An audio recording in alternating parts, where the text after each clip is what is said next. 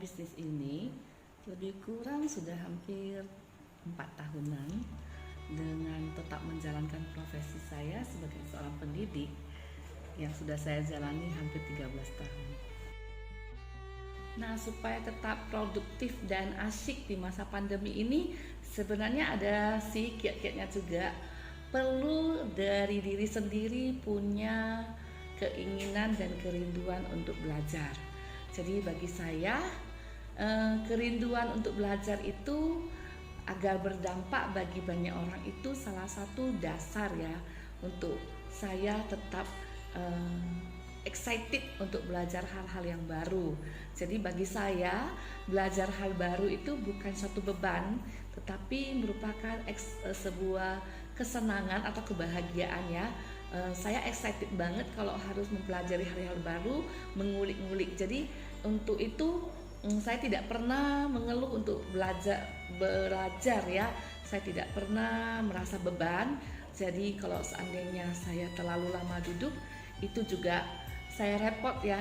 Saya bakal bingung apa sih yang harus saya lakukan.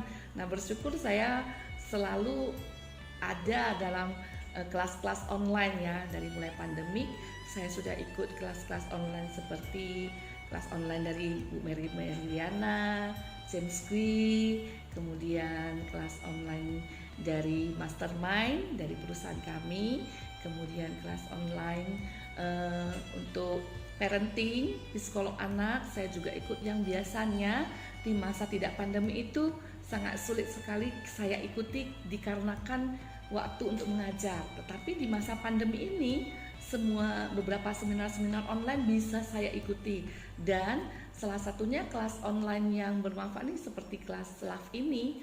Nah, saya sudah 4 kali ikut kelas live ini, dan itu juga membuat saya penasaran terus ya, mengulik setiap hari. Bahkan di tengah kesibukan saya mengajar online, hal itu tidak menjadi beban karena saya excited banget. Nah, itulah mungkin salah satu hal yang membuat kita bisa tetap produktif ya, walaupun di masa pandemi, karena dari motivasi itu dari diri kita sendiri dulu. Ketulusan untuk berbagi itu akan menjadi sebuah sukacita dan tidak menjadi beban saat kita mempelajari hal-hal baru.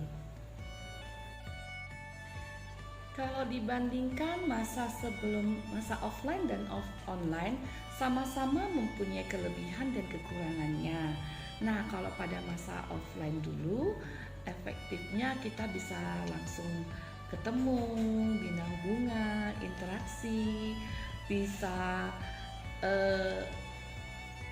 berpelukan, berjabat tangan. Terlebih kalau bisa binatim dengan orang-orang baru, kita bisa merasakan welcome banget, senang banget. Kalau masa tahun ajaran baru ketemu dengan murid-murid baru tuh excited banget.